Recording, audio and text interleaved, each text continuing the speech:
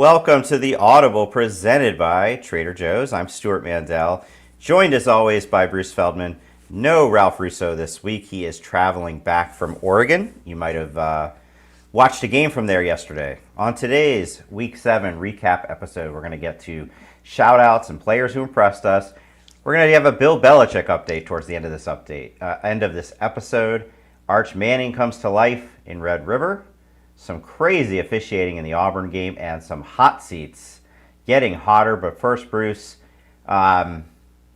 we underestimated the Hoosiers again. They go to Eugene and beat the Ducks 30-20, and on a nothing fluky about this, right? What Indiana did there. Yeah, I agree with what you just said. There was nothing fluky about it. I thought Bryant Haynes, the defensive coordinator, did a pretty amazing job. That was the worst Dante Moore and the offense has looked all season. Dante Moore had been sacked one time in Oregon's first 5 games. They got him 6 times yesterday. I mean, hats off to the Hoosiers. They were really well prepared. They executed. They battled back from some adversity where Fernando Mendoza throws a pick six. It feels like this could be a big momentum swing. No, Indiana wasn't having it. And I thought, you look at the team, they have 2 really good receivers. You have a quarterback who I feel like this passing game is much better than it was last year. I think they are more immersed in Signetti's, not just his system, but really in kind of his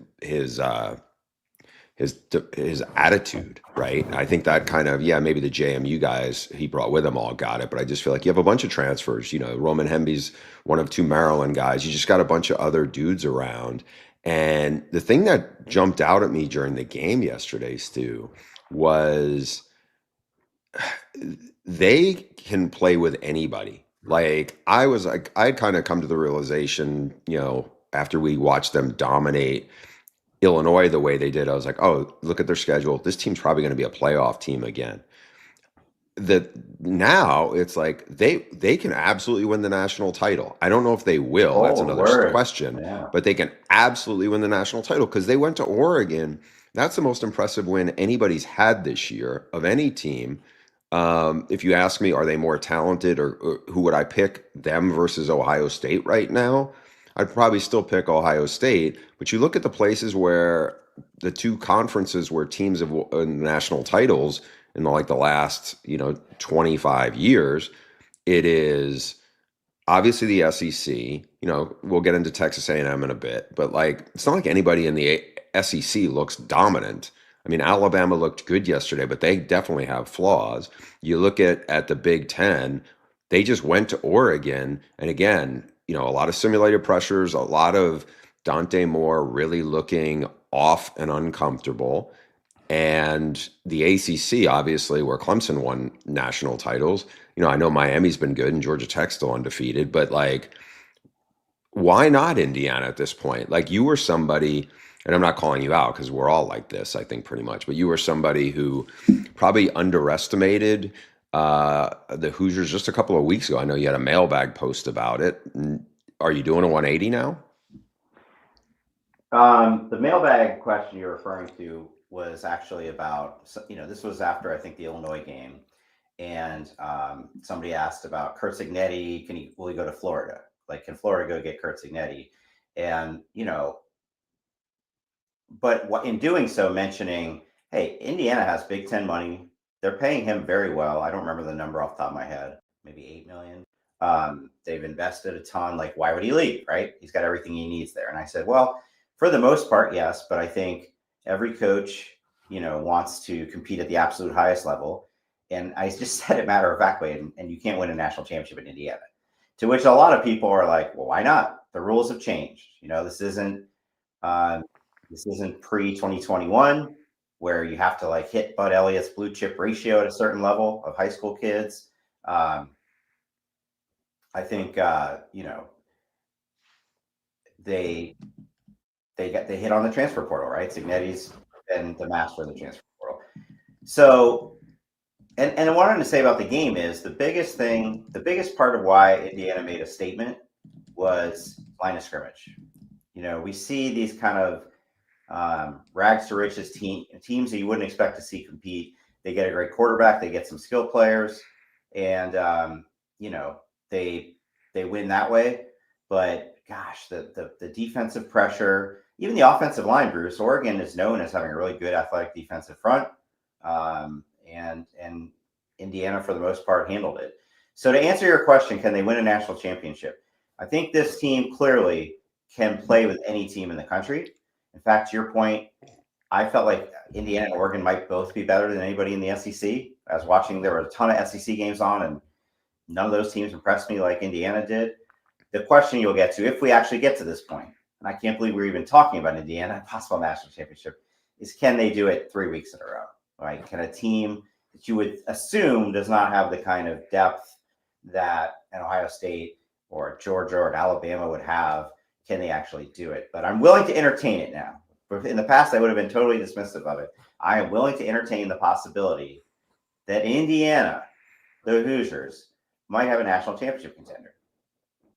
Yeah, I don't know how, Stu, anybody could have watched that game yesterday, given what we think we know about Oregon, and that's a tough place to play. I mean, this looked like just a very mature team, and I get it. The point you're making is a valid one. Can you do it 3 consecutive times in a row? Is another ask.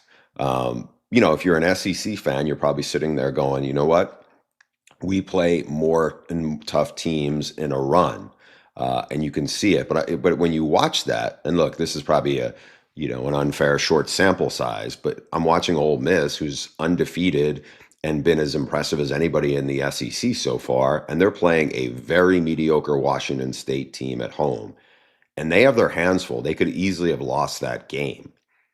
Now, when I look at it, I don't think Ole Miss, anybody, even probably Ole Miss fans would say, yeah, that's the most talented team in the SEC, but they had been impressive. But you kind of go through the list. I mean, I think, just to pivot quickly off this for a second, like you look at the Alabama win at Mizzou. Mizzou was undefeated.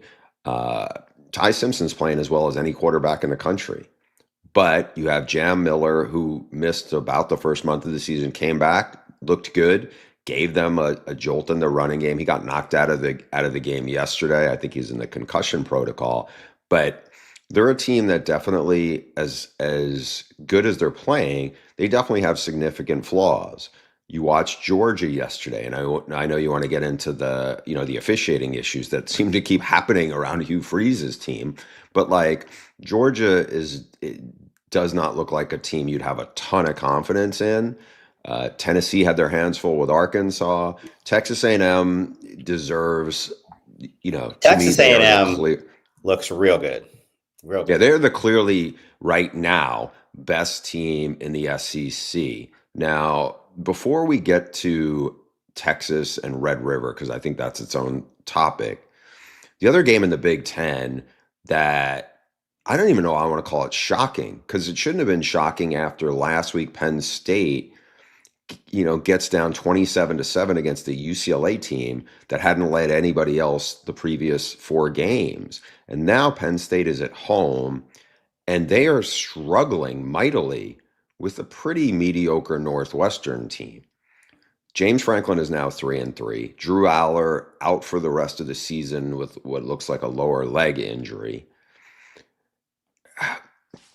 Never mind just like what their playoff hopes are gone. Even if they somehow were to I don't even know that they're bowl hopes.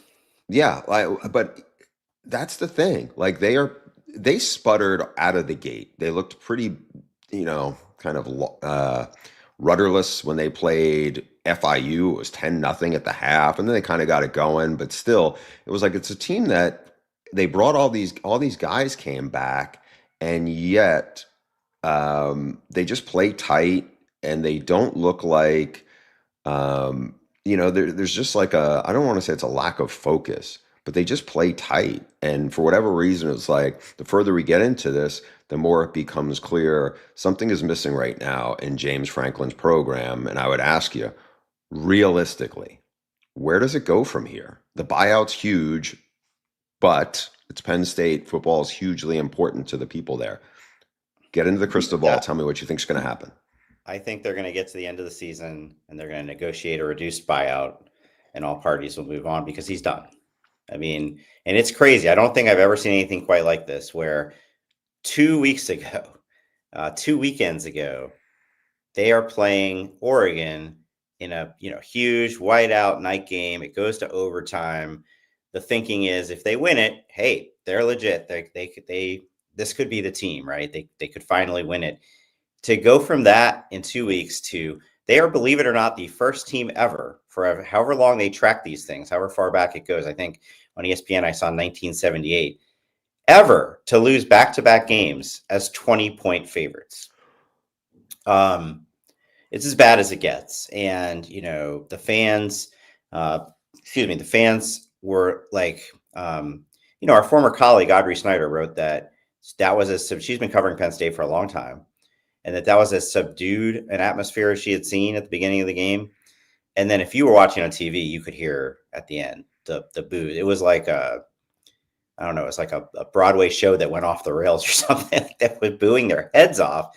He's done. You cannot come back from this. And also, it's going to be even clearer because this team's not good. They're not going to turn around. They've just lost their starting quarterback. They're not going to turn around and go 9-3. I mean, I think it's going to be a disaster. So I think, look, there's some clarity here now. Like, we don't have to debate are they going to pay the $48 million? Are they not going to pay the 48? Like, he's done. And where they go from here, Bruce, I have no idea. I haven't given an iota of thought to who the next coach of Penn State should be. But I think that's where it's headed. Yeah, it's funny. I mean, if you had said, if James Franklin were to leave, and this is like leave on his own volition at some point, he had this conversation like a year ago, people would say, oh, Luke Fickell could seem like a fit, or a lot of the guys who seem like they could be good fits at Penn State. Wisconsin right now is in as bad a shape as any program in the Big Ten. They're also going to have a coaching change. Yeah. And so it's kind of crazy how all these things have kind of done their own sort of 180. Can I just mention real quick, though, I did say, like, I have no idea who the next coach will be, but we just got done talking about Indiana, and I think Curt Cignetti, this is arguably the most impressive transformation of a program, frankly, I've ever seen. We can talk about what Bobby Bowden did at Florida State, what Bill Snyder did at Kansas State, et cetera. Jim Harbaugh at Stanford. Yeah. But, the common theme there, and I wrote about this in Final Thoughts, is it used to be, it took you 2 or 3, maybe 4 years to just reset the culture and get the right guys in and da-da-da-da. And he's did it from day one. And within a year and a half, we're talking about them as a national title contender. But he is from Pittsburgh. He's a Pittsburgh guy. Stu, look what you're doing, though. You finally got to the point where now you are giving Indiana fans their flowers. And what are you doing? I get why you're doing it, because that would be the person, if I was a Penn State fan, that would be the guy I would want. As you said, has local, regional ties. You see it happening in before your eyes in the Big Ten. It's been a remarkable turnaround, but come on. Do we have to do this to Indiana fans when we're talking about them as a national title contender? I don't really want to. And by the way, I hope he never leaves. I mean, I think it would be awesome for college football if a guy like that just said, I'm good where I am. Also, is there any evidence to suggest you can win a national championship at Penn State these days? I mean, they did 40 years ago in a much, much different climate. But certainly Franklin hit a ceiling there. That's a conversation for another time.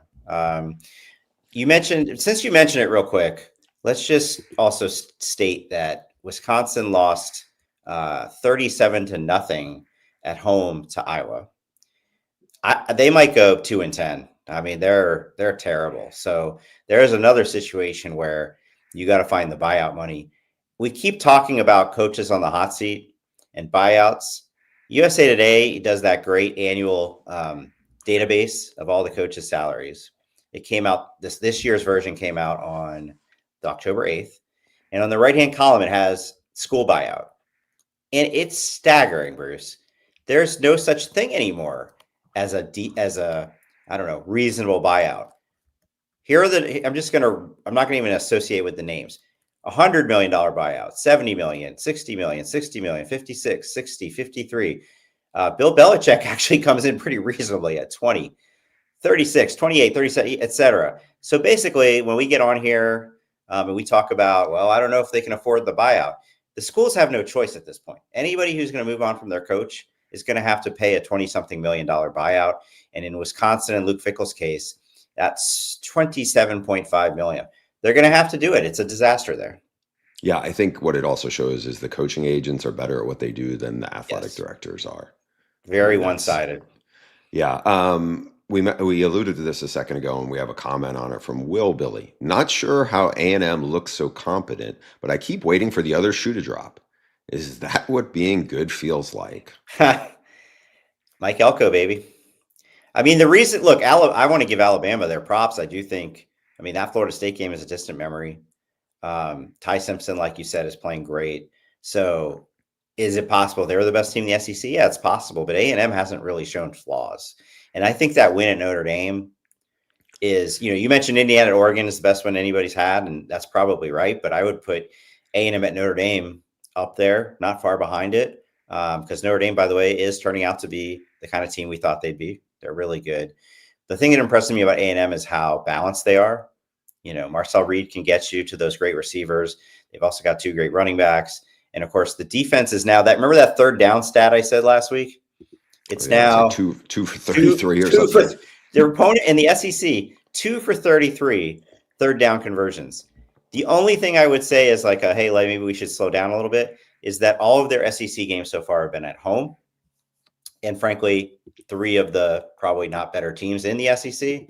Because they won at Notre Dame, I'm not going to sit here and say they've played nobody. Just that's how the SEC schedule has been to this point. But they are about to go to on 3 straight road games. 3 straight road games. Don't know why they scheduled it. The SEC scheduled it this way. The first one's at Arkansas. They should win that. But then at LSU and at Missouri. So it's about to get a lot tougher for the Aggies. But like I said, I do think they're the most complete team. And of course, the crazy thing about that is that at the beginning of the season, we thought it was going to be a different Texas school that might win the SEC.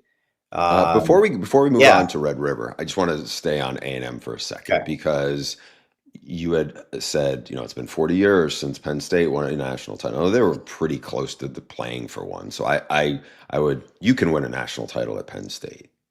You couldn't, I couldn't, but if they get the right fit in there, it could happen. But at A&M, it's been interesting. So you 1939. and I, yeah, but look, we both grew up when A&M was quite good under R.C. Slocum. I don't know if they were never great, but they were often really good.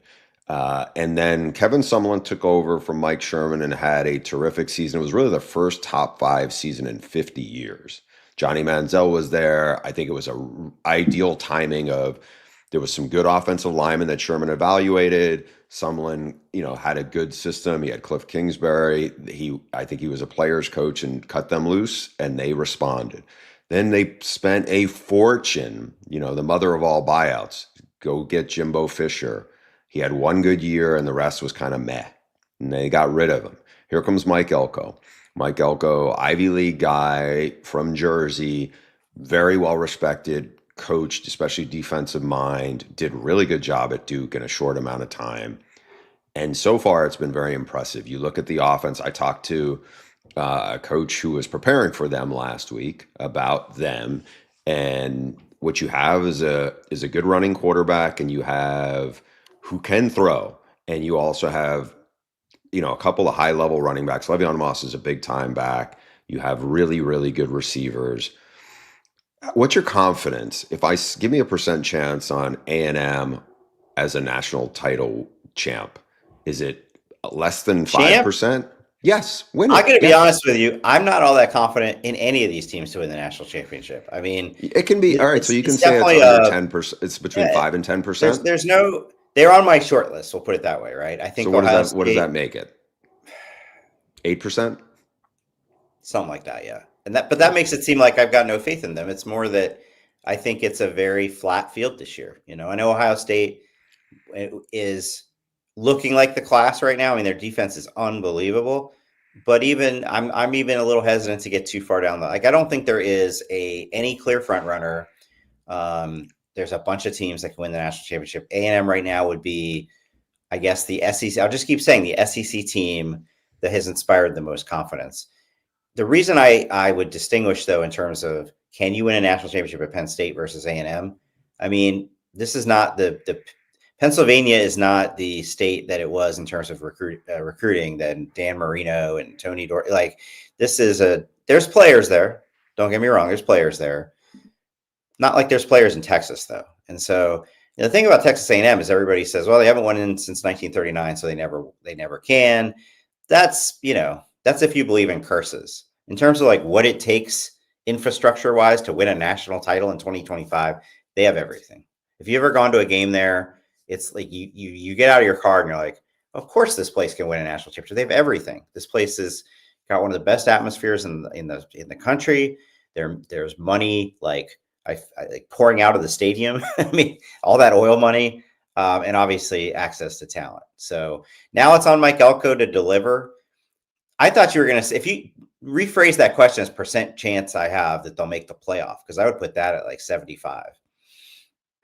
All right, let's get to Red River. Stu, you were one of the first on the Arch. Arch is not that good point. He was pretty good last week when he was the only guy who was, I wouldn't say the only guy, but he took a pounding against Florida. And I know that talking to their coaches after the game, they were really impressed by what they saw. He just faced the number one defense in the country and played very good. His offensive line is still inexperienced, but I thought that was very impressive. Now, what do you think about Texas? They already have 2 losses. It's not an easy schedule. We know A&M's on the other end of it. I didn't feel like they had a very good playoff chance going into Red River. Now I'm starting to say, yeah, there's a little bit of a path there if they can build off this, which I think they could. What do you think of them right now? Yo, Dumb and Dumber, you're saying there's a chance. You're saying there's a chance. Well, I think to their credit, I mean, it was a much different on offense, actually on both sides of the ball, much different than at Florida the week before. I thought, gosh, based on what we saw from the offensive line at Gainesville, they're going to give up a ton of sacks. So they only gave up 1. And now I think Arch contributed to that because he was not holding on to the ball as long as he was earlier in the season. He played a very clean game. He didn't turn it over, unlike John Mateer, who threw a pick 6. But, I think we have a breaking news thing in our comment section that ESPN is reporting that Trent Bray has been fired, which frankly doesn't surprise me. They're 0-7 at Oregon State anyway. But I also Arch is going to get the attention, and rightfully so. The defense was also night and day. They dominated that game. I don't know if John Mateer came back too soon because he looked, from his thumb injury, because he looked not remotely like he did earlier in the season. But give credit to Texas's defense. So, I mean, they needed this, right? They needed this to salvage their season, but they have absolutely no margin for error to try to make the playoff. Yeah, Coach Pete made a good point on that. He said, I don't know how much of it was as much the injury as just he probably 17 days. He probably has not gotten a lot of practice reps in that time, and that can show up in a big game against good talent where you're just a little rusty or a little off, and that definitely looked the case because obviously he looked a lot better when he was playing Michigan before the injury than what it looked like yesterday in Red River. It'll be, again, they looked dramatically better on defense. The defense rose up. They did not look good the week before. That was surprising because on the offense side of the ball, you get it. There's just not the pieces around. He's still a relatively inexperienced quarterback behind an inexperienced offensive line. Big step forward. Also got a huge play in special teams with the punt return. That was impressive. It's kind of, as always, an interesting day in the SEC. I know you want to talk about Hugh Freeze and officiating and Auburn, what happened last night. If you're an Auburn fan, how do you reconcile this? Is it just not meant to be? Honestly, I was at one point in the game, I thought, oh my gosh, there's going to be a riot in Auburn tonight. I mean, or they're going to storm the SEC offices. It's just crazy. Now, people know, or who are familiar with my work, know I am not a officiating conspiracy theory guy. I don't go there. I think it's amusing. And I still, as of this moment, don't think the SEC officials have it out for Auburn. Auburn has had some incredibly bad luck on being on the wrong end of some really botched officiating moments. Now, the game at Oklahoma, when Oklahoma ran that hideout play on the sideline and got away with it, like that was a full on, they effed up the way that rule is enforced. The SEC said so. I don't think the SEC is going to be putting out any statement about what happened in Auburn, but talk about a call that swung the game. Auburn, Jackson Arnold is push type game. He's reaching across the goal line. If he gets in, they're going to be up 17-0 on Georgia. The ball comes out. At first, you don't know where it went. Nobody knew where it went, including the guys until finally somebody on Georgia picked it off of somebody else's back. They ruled it a fumble on the field, right? They saw it. Then you go to replay. Now, this is not, I don't think it was like, you can tell me, but like, oh, definitely. He was definitely across the plane. It was close. It was very close. But he was across the plane. And if it was a fumble, then I don't understand why Georgia wasn't given a touchdown, right? Because their player was never down. So Auburn never scored after that. It went from them possibly going up 17-0 to Georgia cutting to 10-3 and eventually winning 20-10 with a touchdown drive that lasted 8 minutes and 45 seconds for the final margin. There was also a weird officiating moment where Kirby Smart quite clearly called a timeout on the sideline, like did the timeout signal, and then they gave it back to him. And I'm still a little confused. He said he was telling them that Auburn is clapping on defense. And I do think that might have been legit in terms of like he was bringing that up, but he definitely called a timeout. And somehow the ref said, oh, okay, you're right. You didn't call it. Now, Georgia missed the field goal, so that didn't end up having a big effect. But Hugh Freeze, that they're 0-3 in the SEC now. And he's sitting there on the wrong end of these two calls. I mean, can you imagine? His job is on the line, and this keeps happening. Yeah, I know we talked about the James Franklin situation, and I think there's probably a larger conversation now about hot seats almost at midseason here. Hugh Freeze at this point, really struggling. You just kind of wonder if it's just not meant to be here right now. Like if you're an Auburn fan, and I think they definitely have some talent. They could play with anybody in the SEC, but the wins aren't coming, right? And if you're an Auburn fan, you're sitting there going, man, there's probably going to be a big market for John Sumrall, the Tulane coach, who is an Alabama guy. Like he's from the state of Alabama, has coached in the SEC as an assistant. And he's the guy, if you talk to people, inside the coaching world, who a lot of ADs really admire and respect. If you're Auburn, do you try to make the run at him and feel like you don't want to get outfoxed? Because there's a bunch of potentially big jobs that feel like they could come open. I'm not saying they're all going to come open, but like right now, there's jobs that are open that are Power 4 jobs, whether it's Stanford, UCLA, Oklahoma State, Virginia Tech. But then all of a sudden now, Billy Napier, he is, it's like a ping pong ball right now. Like last week, you could see it building where just like last year, they could play their butts off for him, and he could go on a big run in the second half of the season. But the schedule they have is so hard. I think it's hard to see realistically a path forward that they keep him. So you got Florida. Florida State fans are now really upset with Mike Norvell. Fast start, beat Alabama, get out 3-0. Now you lost 3 in a row. You lose to Pitt yesterday in a game that they were winning. And I really, I don't think Mike Norvell should be run out of Florida State. I know last year was a debacle, but I do think they will be a bowl team, and I think they can build off that. But again, you got Auburn that could come open. You got Florida that feels like it's going to come open. We talked about Penn State before. Talked about Wisconsin. I mean, what else catches your eye, Stu, as we're looking at this like at midseason now? I'm just in my head thinking of all the buyouts. I'm thinking that like, is this going to reach $1 billion? Like how much money is going to be spent on buyouts this year? Look, Hugh Freeze is 5-14 in the SEC. That's not going to cut it at Auburn. Like I said, there's a bit of sympathy there for how a couple of these games have gone, but um, this bad moment was in the first half. They had plenty of chances after that to win the game. Their offense did nothing against a Georgia team that I'm just frankly not all that impressed with. I joked, I hope the Gator Bowl sent their scouts to this game because it feels like that level of teams. Although I'm sure Kirby will get them to the playoff. I think Florida State needs to chill about Mike Norvell. They're a lot better than they were last year, right? I mean, they were terrible last year. All you ask is improvement, and they are definitely a lot better. They should have beat Pitt, no question about it. I don't really fault them for losing to Miami. So 0-3 in the ACC right now, they're going to win some games. Like they're going to get it together and win some games, especially in that conference. By the way, I know I just said like everybody's going to have to. It's $58 million. Like what are we even talking about here? They're not going to. If they go to a bowl game, they're not going to pay $58 million to fire him.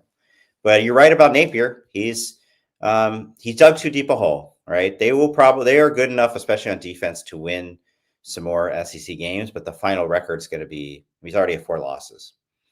So Bruce, you're the coaching carousel guy. Like this seems to me like it's going to be the wildest coaching carousel I've seen. And there've been some crazy ones, but like, these are just the jobs right now that seem obvious. They're going to come open. There's going to be others you're not thinking about right now. There's going to be probably a domino effect, right? Like I feel like half the sport's going to change coaches this season. And we can't hear you. Full disclosure, when we do this thing where we're just trying to send notes to each other about like this or that, show flow, we mute each other or mute ourselves. And so I realized I didn't unmute. It's been an episode full of technical difficulties because if you listen to the first 10 minutes of this episode, I probably sounded like I was in a cave, looked down at my settings, the wrong microphone was checked. We try to be a professional operation here. It doesn't always happen. All right, go ahead. Yeah. So look, we got Arkansas that Bobby Petrino is the interim now. Obviously that job is open. They played hard and they gave a good effort against a good Tennessee team. But with that schedule, Arkansas is going to be in the midst of a coaching search for sure, I think. And again, you're right. There's going to be that domino effect. There's not enough coaches out there. And I am interested to see, what do people think? You got this private equity factor. You got people, you talk to enough people around the sport and they're like, Stanford's going to be dumping in even more money than it's been publicized. And there's some coaches that are going to look at that job. What is the situation at UCLA going to look like?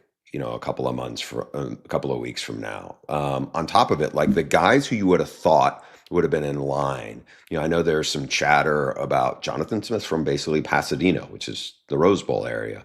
I mean, who did UCLA just annihilate in East Lansing, no less? Jonathan Smith's program. Right? That went up. That possibility just went up in smoke. Well, he's also can't turn around and hire that guy. He's also got a really big buyout, though, at Michigan State. It's still early there. But by the way, I already saw at least one column out of that part of the country yesterday calling for Jonathan Smith's job. Everybody just wants to pull the plug at the first sign of trouble these days. Hey, if you're a UCLA fan, just as an aside, you're watching what Tim Skipper's doing. He's 2-1. He fired both coordinators, and that has proven to be, especially on the offensive side, has proven to be a shrewd move.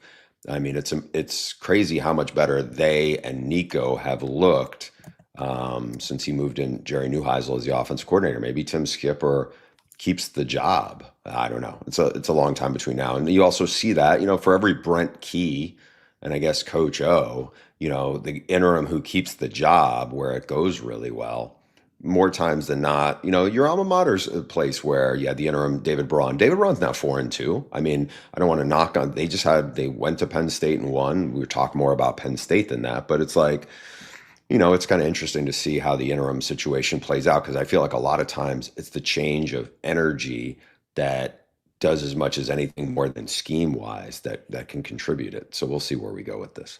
Can I say a quick? Actually, I'll save that for the shout-outs. Let's get to the shout-outs now. Yeah. All right. You want me to go first? Yes, go ahead. Okay. My shout out is to a player, I'll be honest, I had never heard of till last night, till I was watching the Michigan USC game. It's a walk-on running back. His name is King Miller.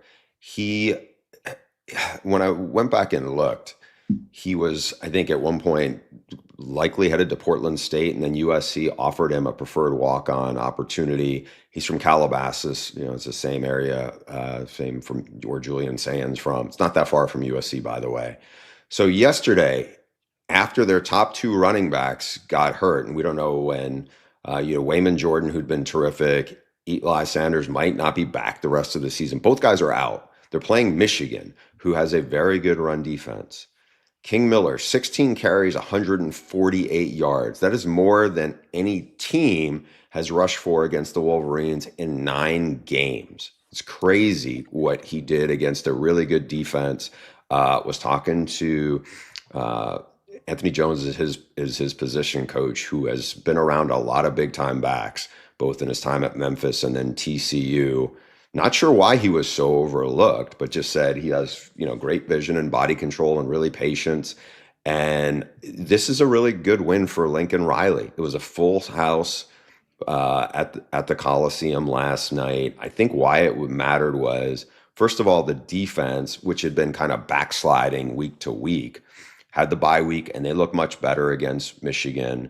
And the second part was to see them run the football. Like if I'm an old USC fan, being like, even predate the Leinart and Bush era, and there's a bunch of those old USC fans out here, they kind of don't like any version of hearing about the air raid or wide open passing games. They want the passing game, but they want to be physical and they want to run the football.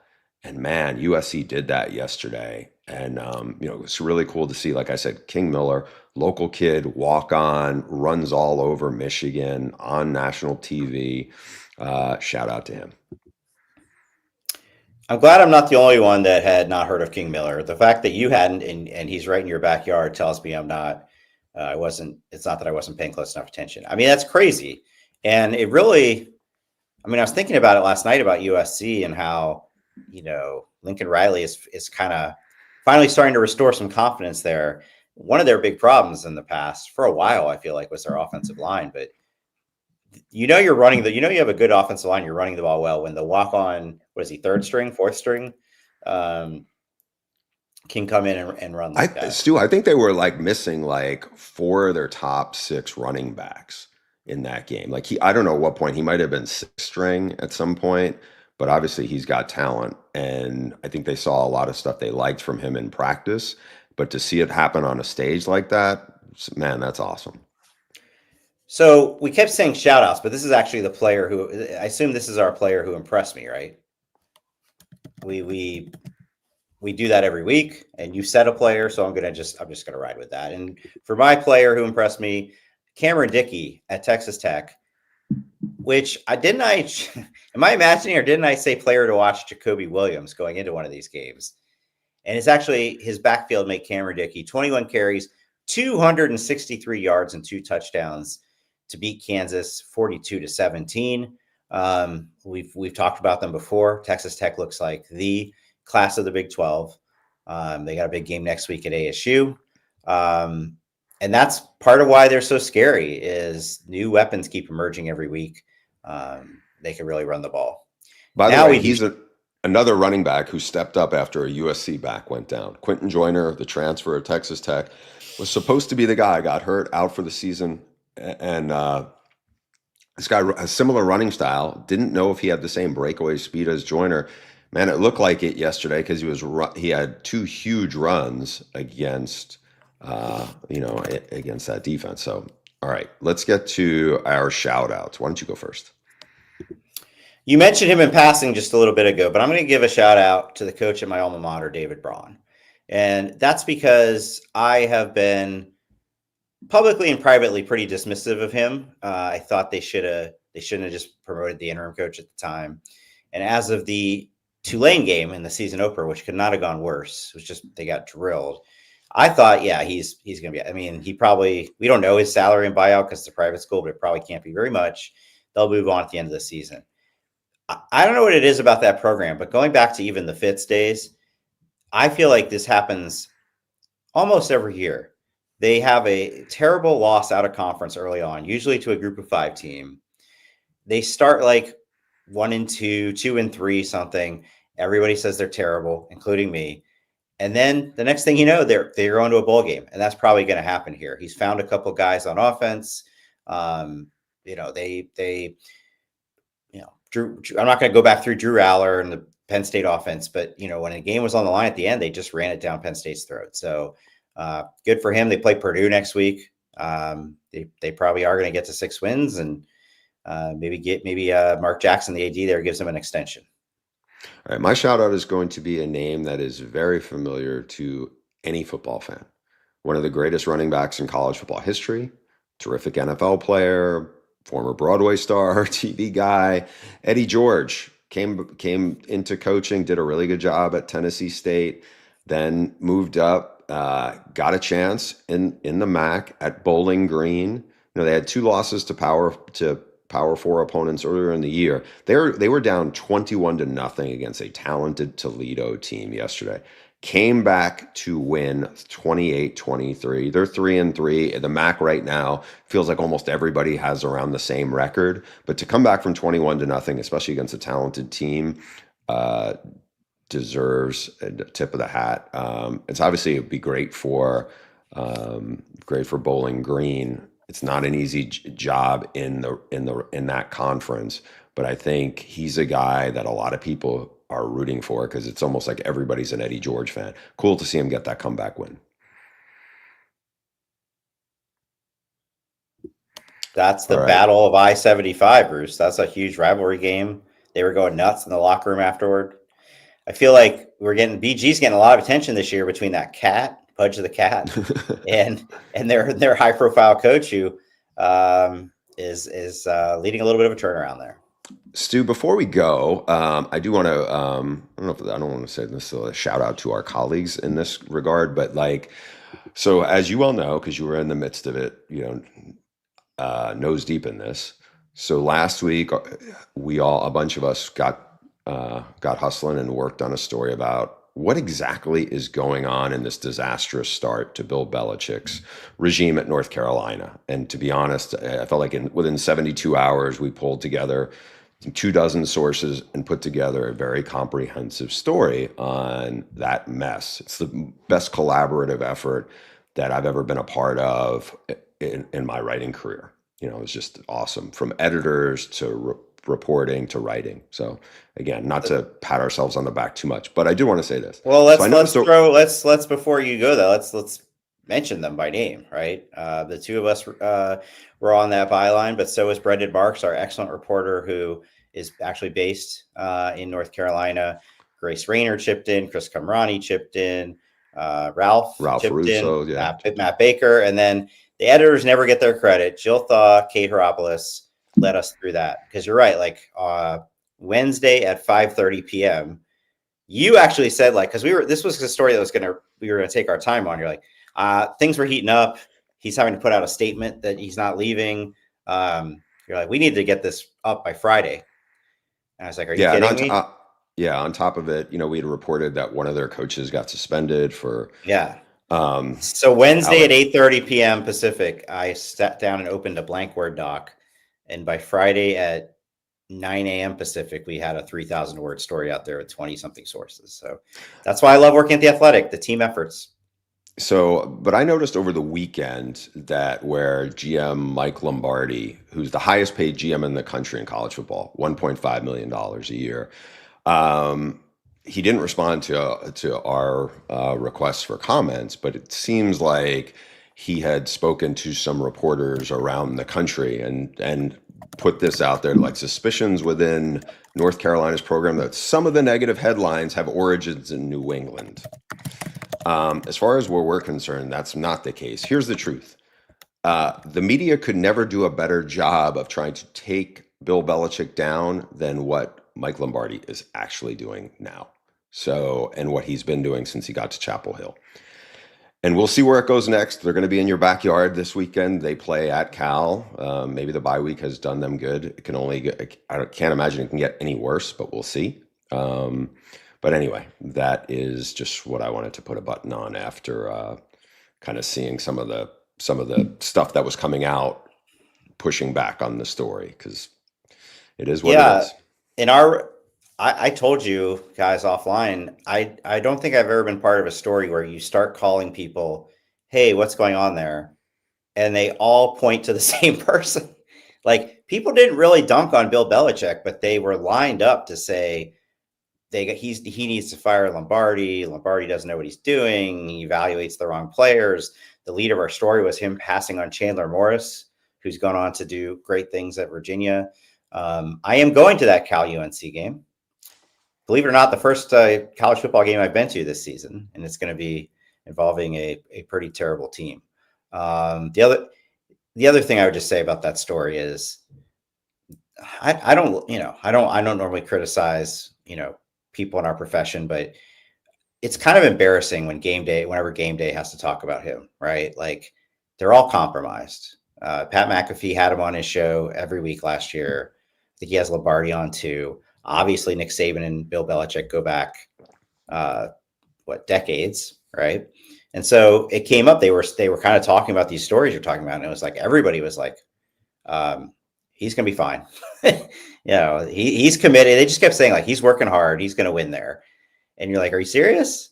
That's your reaction to what's going on now? Now, I don't claim to, like, I don't think it's a given they're not going to win a game. They could win a couple of games in the ACC and start to look, but like, the question right now isn't, is he going to build a winner there? It's, is he going to be one and done?